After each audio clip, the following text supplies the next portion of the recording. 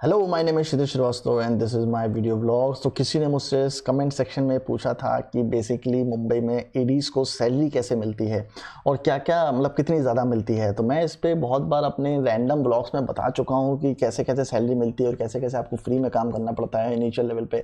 But फिर भी लोग सवाल पूछते रहते हैं, तो इसलिए मैंने सोचा एक सेपरेट ब्लॉग बना देता हूँ। जो कि कई बार मैं कोई वीडियो बना रहा होता हूँ उसके बीच में मैं बहुत सारी ऐसी बातें बता देता हूँ जो आपके सवालों को जवाब दे देती हैं, पर उसके बाद भी शायद सारे वीडियो लोग नहीं देखते हैं, जो कि ज़रूरत भी नहीं है, क्योंकि मैं किसी को फोर्स नहीं कर सकता वीडियोस देखने के लिए।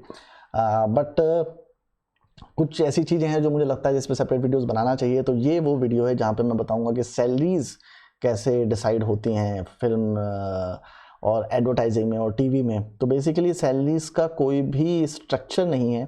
तो फिल्म इंडस्ट्री बेसिकली बहुत ही रैंडम है। वहाँ पे ऐसा कुछ नहीं है कि वहाँ पे सैलरी स्ट्रक्चर हो जैसे कंपनीज में होता है या वहाँ पे एचआर होता है, वैसा कुछ नहीं होता है। वहाँ पे सिर्फ नेगोशिएशन होता है और कभी कभी आपको अपनी उम्मीदों से ज़्यादा पैसा मिल जाता है और कभी कभी अपनी उम्मीदों से बहुत कम पैसा मिलता है। तो दोनों ही होता है। तो मैं आपको अपने एक्सपीरियंसेस बताता हूँ, उसके बाद आप डिसाइड करिए कि आपको किस तरह से नेगोशिएट करना है पैसों के लिए। जब मैं इनिशियली मुंबई गया था तो पहली फिल्म जो मैंने करी थी उसमें मुझे उन्होंने बोला था कि कुछ भी पैसा नहीं देंगे, बल्कि मेरी खुद की जेब से 20,000 रुपये चले गए थे, क्योंकि मुझे रोज़ कन्वेंस पे जाना पड़ता था। कई बार मैं खाना खाता था तो अपने पैसों से खाता था, क्योंकि सेट पे खाना खत्म हो जाता था, या फिर मैं वापस जा रहा हूँ तो मुझे खाना खाना है, या सेट से मुझे किसी काम के लिए भेज दिया गया है तो वहाँ पर मुझे खाना खाना पड़ता था। देयर वॉज नो अथॉरिटी जो मुझे पैसा देगी या किसी जाके मैं पैसा मांगूँ कि आप मुझे पैसा दो। मेरे लिए यही बहुत बड़ी चीज़ थी कि मैं सेट पर काम कर रहा हूँ, तो मेरी अपनी जेब से काफ़ी पैसा चला गया था। बट उसके बाद जब फिल्म खत्म हुई तो जो लाइन प्रोड्यूसर जिसके लिए मैं काम कर रहा था उन्होंने मुझे 5,000 रुपये दिलवाए थे। 5,000 रुपये कुछ भी नहीं थे बेसिकली, पर मुझे ये अच्छा था कि चलो मुंबई में आके मैंने कुछ तो पैसा कमाया है, मतलब पहला आमदनी शुरू हो गया। I was very happy about that. फिर उसके बाद मैंने जो सेकंड फिल्म करी जिसमें मैं आर्ट असिस्टेंट था, उसमें मुझे कुछ 80,000 रुपये वादे किए गए थे कि तुम्हें जो पिक्चर है वो 4-5 महीने का प्रोजेक्ट है और तुम्हें 80,000 रुपये मिलेंगे। हालांकि 4-5 महीने काम करने के बाद मुझे सिर्फ 10,000 रुपये दिए उन्होंने, जिसमें भी जो चेक था वो गलत साइन किया था। आई डोंट नो जानबूझ के किया था या क्या था, पर जिस बंदे ने जो आर्ट डायरेक्टर के लिए मैं काम करता था, मैं अभी नाम नहीं बताऊंगा उनका, पर उन्होंने वो चेक गलत साइन कर दिया था, जिसकी वजह से मेरे को उनके पीछे भागना पड़ा और मेरा फ़ोन उठाना बंद कर दिया था। फिर बड़ी मुश्किल से वो मुझे मिले और मैंने उनसे दूसरा चेक लिया, वहाँ से मेरे को 10,000 रुपये मिले। पर 4-5 महीने का जो काम था उसमें मुझे कुछ भी मतलब बेसिकली कमाई नहीं हुई। अगेन अपनी जेब से काफ़ी मेरा पैसा गया। जो मैंने इन्फोसिस से कमाया था वो सारे पैसे धीमे धीमे ख़त्म हो रहे थे। और उस बीच मैंने 3-4-5 एड्स भी किए थे जो कि अगेन फेवर में किए थे, क्योंकि मुझे अगेन फिर कुछ पैसा मिलना नहीं था उसमें मुझे सिर्फ सेट पे भेज दिया जाता था या काम करना होता था और मैं सेट पे खड़ा रहता था, कुछ पैसा नहीं मिलता था। तो वो बेसिकली फिल्म कर रहा था तो फिल्म के सेट से मुझे कभी कभी भेज दिया जाता था कि जाके तुम एड वाले सेट पे जाके खड़े हो जाओ, तो मैं वहाँ जाके काम करता था। तो उस तरह मुझे कुछ एड्स का भी एक्सपीरियंस मिला। तो शायद 5-6 महीने तक मैंने कुछ पैसा नहीं कमाया, सिर्फ 5,000 रुपये जो थे वही कमाए थे। उसके बाद एक फिल्म मैंने करी जिसमें मैं चीफ असिस्टेंट डायरेक्टर था, तो वहाँ पे मुझे उन्होंने वादा किया था कि 15,000 रुपये देंगे, और 2 महीने मैंने काम किया वहाँ पे। उन्होंने मुझे सिर्फ 13,000 रुपये दिए, 2,000 रुपये पता नहीं किस बात के काट लिए। तो टीडीएस के नाम पे उस टाइम में बहुत उल्लू बनाते थे कि टीडीएस बेसिकली जब 30,000 से ऊपर आपको पेमेंट मिलती है तो टीडीएस काटा जाता है, 15,000 की सैलरी पे कभी टीडीएस नहीं कटता है। तो 15,000 रुपये उन्होंने मुझे वादा किया था, जो कि 13,000 रुपये दिए, वो भी 1 महीने का बोला था और 2 महीने काम कराया वहाँ पे। हालांकि उनके लिए मैंने करीब फिर 1 साल काम किया फ्री में, क्योंकि पोस्ट प्रोडक्शन में बैठा और सेकंड शेड्यूल पे भी गया था। तो अगेन उसका कुछ पैसा मुझे मिला नहीं, बट उसके बाद मतलब बहुत टाइम तक कुछ पैसा नहीं मिला। उसके बाद मैंने कुछ एड्स करने शुरू किए इंडिपेंडेंटली आर्ट में, और अपने जो आर्ट डायरेक्टर के साथ काम करता था उसको छोड़ के। तो वहाँ से मुझे थोड़ा थोड़ा पैसा मिलना बेसिकली शुरू हुआ, और मेरे कुछ फ्रेंड्स बने जिन्होंने मुझे आर्ट में और काम दिलाया, मतलब आर्ट असिस्टेंट में। तो वहाँ से मेरा बेसिकली जो पेमेंट था वो 500 रुपये पर डे होता था, 500 रुपये से 1,000 रुपये पर डे होता था। इवन स्पॉट बॉय का भी 800 रुपये 1,000 रुपये पर डे होता है, पर आर्ट असिस्टेंट था, नया था, कुछ पता नहीं था, तो 500 रुपये 1,000 मिलने लगा। फिर वहाँ से मेरी जो बढ़ोतरी हुई वो तब हुई जब मेरी एक फ्रेंड नूपुर करके थी, जो कि बहुत अच्छी लड़की थी। तो उसने मेरे को एक जगह रेकमेंड किया, जो कि अनुराग कश्यप का एक एड फिल्म था, जो कि 4-5 दिन का शूट था। और वहाँ मैं पहली बार राजीव रवि से मिला था, जो कि बहुत बड़े अभी साउथ के डायरेक्टर हैं और बहुत कमाल के डीओपी हैं, बहुत तेज लाइटिंग करते हैं, बहुत अच्छा सिनेमेटोग्राफी करते हैं। तो वहाँ मैं पहली बार अनुराग कश्यप से मिला था, और वहीं पर पहली बार मैं डिमोटिवेट भी हुआ था अनुराग कश्यप का डायरेक्शन देखे, क्योंकि मैंने देखा कि अनुराग कश्यप डायरेक्शन करते ही नहीं है, वो किनारे बैठे अपना किताब पढ़ते रहते हैं, डायरेक्शन सारा असिस्टेंट डायरेक्टर और सिनेमेटोग्राफर कर रहा है। खैर सो वहाँ पे मेरे को वादा किया गया था। तो वहाँ पे जब मेरे को नूपुर ने बोला कि काम करो, तुम इस आर्ट डायरेक्टर को फ़ोन करो और उनसे कहो कि तुम इसमें काम करना चाहते हो, इनको अर्जेंट असिस्टेंट चाहिए, क्योंकि कल ही शूट पे, मतलब कल ही सुबह की फ़्लाइट है जिससे तुम्हें जाना पड़ेगा। तो मैंने उनको फ़ोन किया, उनसे बात हुई, तो उन्होंने कहा कि कल नहीं जाना है, परसों जाना है, पर आज तुम जाके मेरे से मिल लो और कल जाके तुम सारा प्रॉपर्टीज़ देख लो जो जो साथ में जानी, ताकि तुम्हें पता रहे कौन सी प्रॉपर्टी कब यूज़ करनी है। तो उन्होंने शाम को मुझे बुलाया, मेरे से बात हुई और मेरे को नूपुर ने बोला था कि तुम अपना अमाउंट जो तुम्हें सही लगे वो बोल देना, और अगर हो सके तो 5 अमाउंट बोलना। तो मुझे 5 का ज़्यादा, मैंने उससे पूछा नहीं कि 5 का क्या मतलब है, पर एनीवेज उसने मुझे भेजा, तो मैंने बात की, पर पैसे की कोई बात नहीं हुई। जब मैं वापस आया तो उसने मुझसे कहा कि तुमने पैसे की बात की, तो मैंने कहा कि नहीं, मैंने पैसे की बात नहीं करी। तो उसने कहा कि तुम वैसे कितना मांगने वाले हो, तो मैंने कहा कि मैं सोच रहा हूँ 1000 मांगूं, पर आपने मुझे बोला था 5 मांगने को, 500 रुपये तो बहुत ही कम है, क्योंकि उतना तो मैं कमा रहा था, तो 1000 रुपये कमाने लगा। उसने कहा छूतिए, 500 रुपये की बात नहीं कर रही हूँ मैं, 5000 रुपये की बात कर रही हूँ, तो 5000 पर डे मांगना उससे। मैं सोच रहा था अपने दिमाग में 5000 पर डे, 1000 रुपये पर डे मुझे कौन देगा, और इतना कोई देता भी है क्या। पर अगले दिन उसने मुझसे पूछा कि कितना पैसा तुम एक्सपेक्ट कर रहे हो मुझसे, तो मैंने 5000 रुपये पर डे बोल दिया। तो उसने डन कर दिया उस चीज़ को, एंड आई वो सरप्राइज कि अच्छा इतनी आसानी से उसने डन कर दिया। खैर फिर बाद में मुझे पता चला कि जो आर्ट असिस्टेंट है वो कई बार 25-25 हज़ार रुपये पर डे भी चार्ज करते हैं। तो मेरे उसी ऐड में एक एक्चुअली आर्ट असिस्टेंट थी जो कि पूना में रहती थी, और पूना में काम करती थी, और वो अपनी खुद की गाड़ी से आती थी, सिम्बायोसिस की पड़ी हुई थी। तो मुझे बाद में पता चला कि वो आर्ट डायरेक्टर उसको 25,000 रुपये पर डे दे रहा है। तो मैंने कहा अच्छा इतना पैसा मिलता है, तो मुझे नहीं पता था, क्योंकि मैं इतना एक्सपीरियंस नहीं था, तो मैंने इतना मांगा भी नहीं। बेसिकली पैसा जो है वो आपके एक्सपीरियंस का नहीं होता है, पैसा आपके कॉन्फिडेंस का होता है कि आप कितनी कॉन्फिडेंस से काम मांग रहे हो, कितनी कॉन्फिडेंस से बोल रहे हो अच्छा मैं ये काम कर दूंगा। तो नॉर्मली जो लड़कियाँ होती हैं उनका कॉन्फिडेंस बहुत ज़्यादा हाई होता है, और वो हर चीज़ के लिए हाँ बोल देती हैं, भले वो काम कर पाए ना कर पाए। और ऐसी बहुत लड़कियां हम सेट पे देखते भी नहीं, वो सिर्फ सेट पे इसलिए होती हैं क्योंकि वो सेट का ग्लैमर बढ़ा रही होती हैं, और आर्ट डायरेक्टर उनको अपने साथ रखना चाहता है। बेसिकली वो काम वाम कुछ नहीं करती हैं, और जितनी भी ज़्यादा लड़कियां हैं बहुत कम होती हैं जो काम करती हैं, बाकी सब अपनी खूबसूरती के दम पे वहाँ पे चल रही होती हैं। ऐसी बहुत लड़कियाँ मुझे मिली भी हैं जिनको अच्छा पेमेंट मिल रहा होता है, पर वो सेट पर कुछ नहीं करती हैं। कुछ ऐसी लड़कियाँ मिली हैं जो चश्मा पहन के देखने में अच्छी नहीं होती हैं, सस्ती सस्ती नहीं है, एकदम लड़कों की तरह रहती हैं, और वो फटे काम करती हैं, पर उनको उतना पैसा नहीं मिलता जितना इन खूबसूरत लड़कियों को मिलता है। खैर एनीवेज, सो वहाँ से ये सब मिलने लगा। फिर मैं डॉक्यूमेंट्रीज करने लगा, तो वहाँ भी मुझे थोड़ा थोड़ा पैसा मिलने लगा। फिर मैंने एक स्क्रीन प्ले फिर मैं एक डायरेक्टर से मिला जिनके लिए मैंने स्क्रीन प्ले लिखा, गोस्ट राइटिंग करी। तो उन्होंने एक फिल्म बनाई जिसमें मेरा नाम नहीं दिया, तो मैं वहाँ पे फिर कुछ टाइम के लिए मैं गोस्ट राइटिंग करने लगा। तो मेरे कुछ कॉन्टैक्ट्स बन गए थे जहाँ पे मैं अपनी स्क्रिप्टें भेजता था। तो वो स्क्रिप्ट तो उनको पसंद नहीं आती थी, पर वो कहते थे कि तुम गोस्ट राइटिंग करोगे। तो गोस्ट राइटिंग क्योंकि मैंने लिख दी थी 100 पेज की स्क्रिप्ट, 125 पन्ने की स्क्रिप्ट, सो उनको लगता था लिख तो सकता है लड़का, तो इससे लिखवा लो तो स्केल्टन बन जाएगा। तो नॉर्मली जो राइटर्स होते हैं वहाँ पे उनको स्केल्टन ही चाहिए होता है। तो स्केल्टन अगर मैंने 100 पेज का लिख दिया तो उसमें उनको चेंजेस ही करने हैं बेसिकली।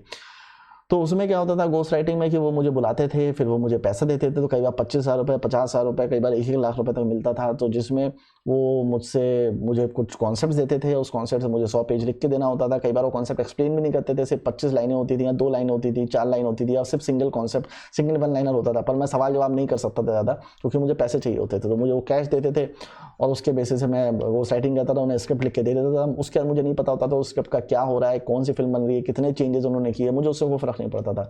मैं अपना पैसा लेके किनारे होता था, वो भी मुझसे मतलब नहीं रखते थे, और वो भी आगे मेरे से ये नहीं बताते थे ये प्रोजेक्ट किसको पिच कर रहे हैं, किसको बेच रहे हैं। तो बेसिकली अगर वो मुझे 50,000 रुपये, 1 लाख रुपये दे रहे हैं, तो जाहिर सी बात है उनको भी 5-6 लाख रुपये मिल रहा होगा उस स्क्रिप्ट को लिखने का। दैट्स वाई उन्होंने इतना पैसा मेरे को दे दिया।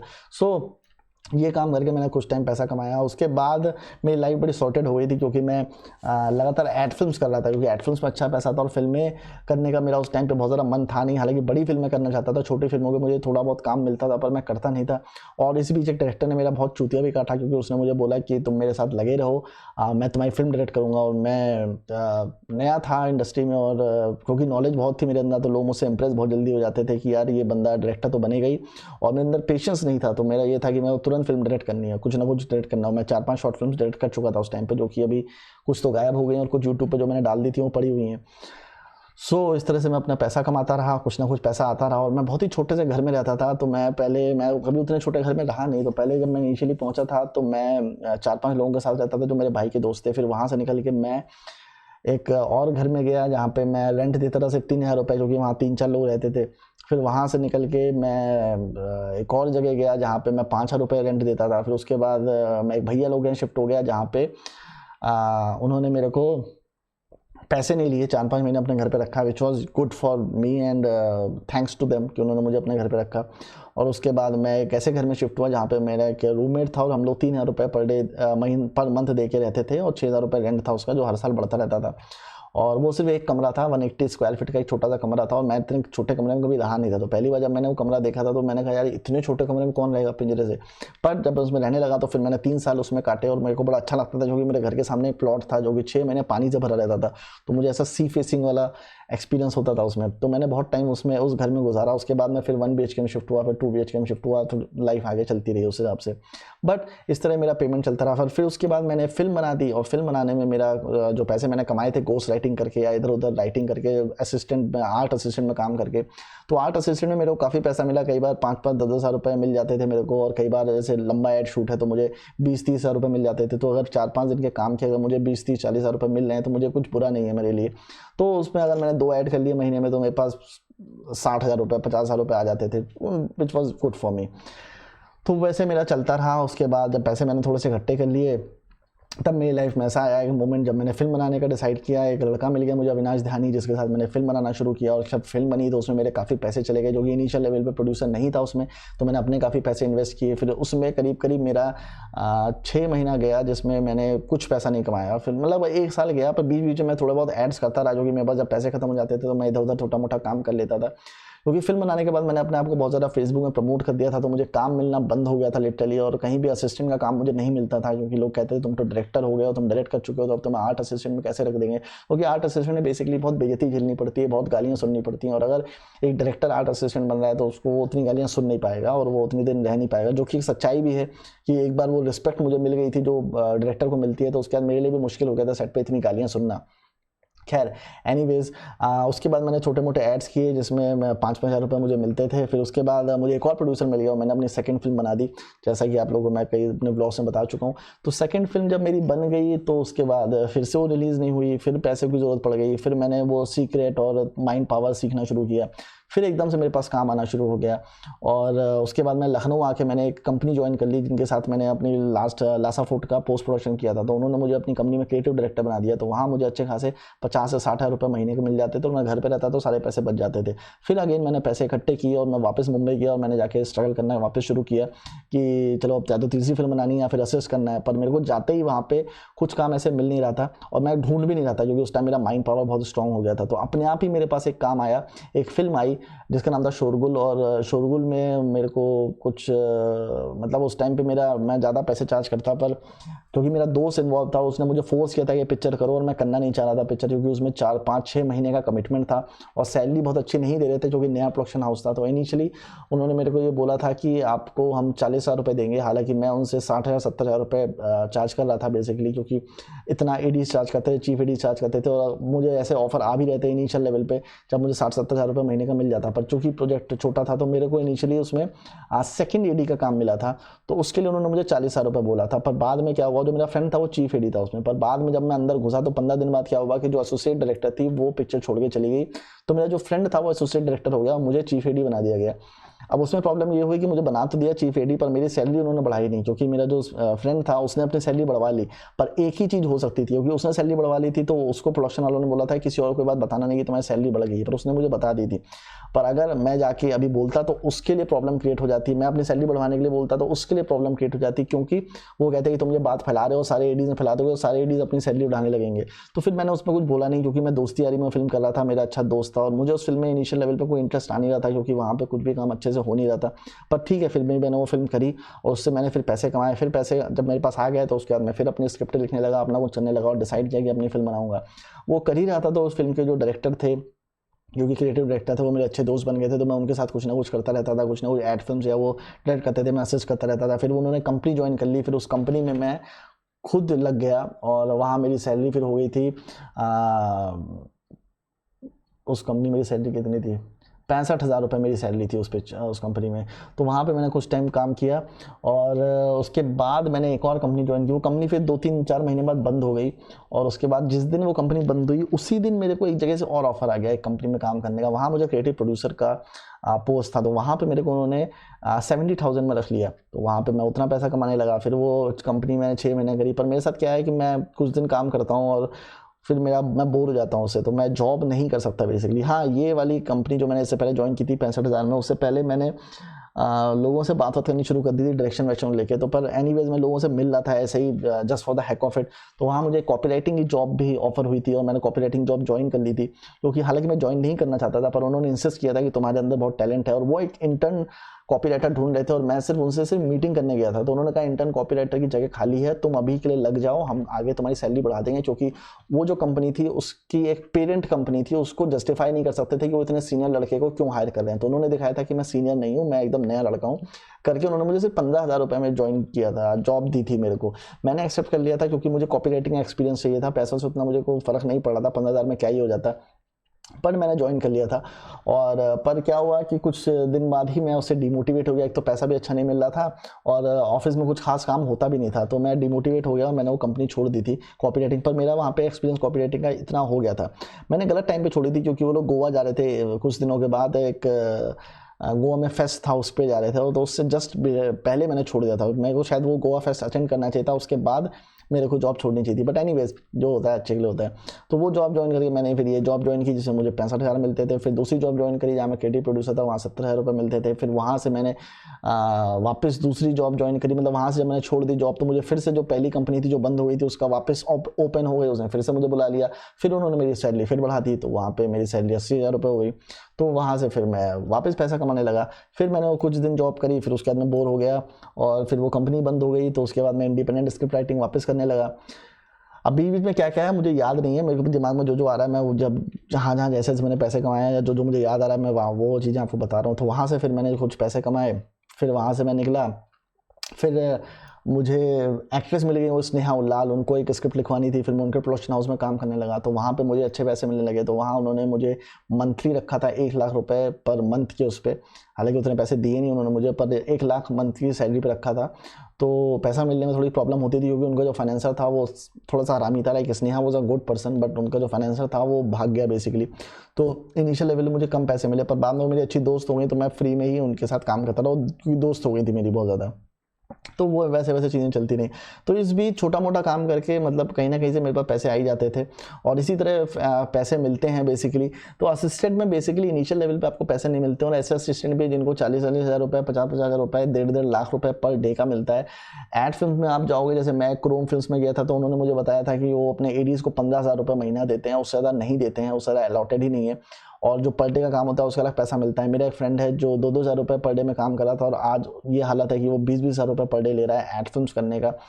और मेरा एक और फ्रेंड है जो 50,000 रुपये पर डे लेता है एड फिल्म्स में चीफ एडी का काम करने का, और वो मतलब महीने का 2-3 लाख रुपये कमाता है, फिर 1-2 ऐड करता है, फिर घर पे बैठता है अपने बाइक से घूमता रहता है, तो याशी करता रहता है। तो कई बार क्या होता है कि आपको कुछ पैसे हैं जो अलग लेवल पे मिलते हैं। तो मुझे अब फिल्मों में काम करने में एक प्रॉब्लम ये होती है कि आपको मंथली पैसा मिलता है, तो फिल्मों में उतना पैसा नहीं मिलता है। यशराज जाएंगे तो यशराज के जो मेरे जानने वाले उन्होंने मुझे बताया है कि वहाँ पे ज़्यादा पैसा नहीं मिलता है। धर्मा में बहुत पैसा नहीं मिलता है, एक्सेल में बहुत पैसा नहीं मिलता है, क्योंकि और धर्मा एक्सेल आप जाओगे, मैं एक बार एक्सेल गया था तो रिसेप्शन पर खड़ा हुआ था वहाँ पर, मैं बहुत टाइम पहले की बात है। तो वहाँ पर जब आप जो लोग खाना खा रहे हैं आप उनको ही देखोगे तो आपको पता चलेगा सबसे सारे अमीर लौंडे हैं जो वहाँ पर काम कर रहे हैं। तो यशराज धर्मा एक्सेल में बेसिकली अमीर लड़के काम करते हैं जिनके पास ऑलरेडी पैसा है, तो उनको फ़र्क नहीं पड़ता है कि वो 25-30 हज़ार रुपये कहाँ से आ रहा है या नहीं भी आ रहा है, तो अपने ड्राइवर को दे देते हैं वो, मतलब उतना सैलरी तो उनके ड्राइवर का ही होता है जो वहाँ पे बच्चे काम कर रहे होते हैं।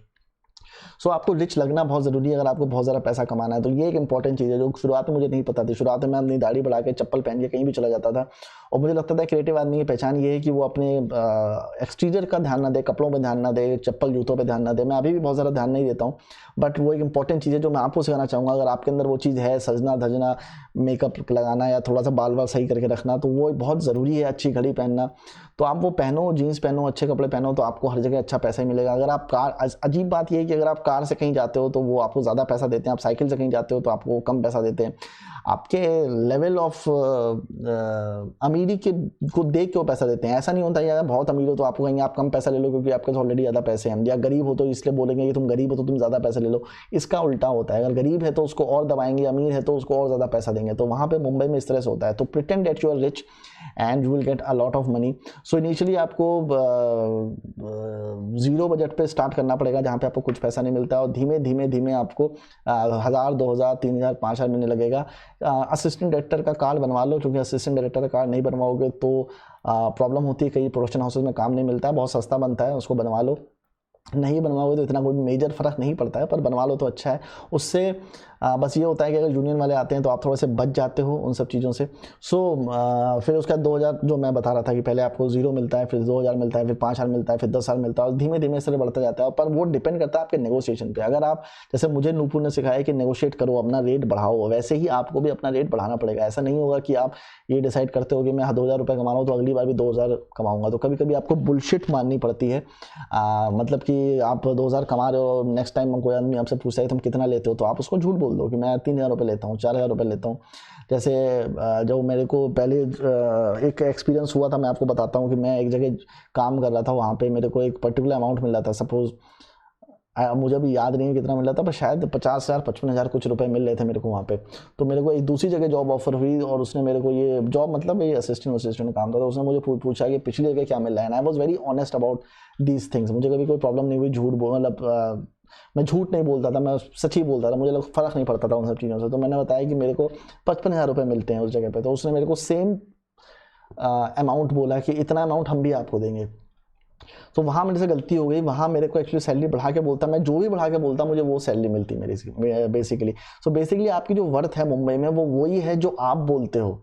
मतलब वैसा कुछ नहीं है कि आपको ये सैलरी इसलिए मिलेगी क्योंकि आपका रेज्यूमे इतना बड़ा है, वैसा कुछ भी नहीं है वहाँ पे। जो आप बोलते हो डिपेंड ऑन दैट वो आपको पैसा देते हैं। लाइक अगर आपको पता है कि आपको 40,000 रुपये चाहिए इस असिस्टेंट डायरेक्शन के जॉब में, तो आप उनको 60,000 70,000 रुपये बोलो तो कम होकर 40,000 रुपये रुकता है। अगर आप इनिशियल लेवल पे हो तो आप 5,000 बोलो, आपको 3,000 मिलेगा, या वो TDS काटे कुछ कम पैसा देंगे। वो नेगोशिएट करेंगे ही करेंगे, आप जो भी उनको सैलरी बोलोगे। बहुत रेयरली होता है कि जो आप बोलो उस पर वो एग्री कर आए, क्योंकि अगर वो आप जो बोल रहे हो उस पर वो एग्री कर आते तो इसका मतलब ये है कि उन्होंने कुछ ज़्यादा सोचा था कि आप इतना ज़्यादा पैसा बोलोगे।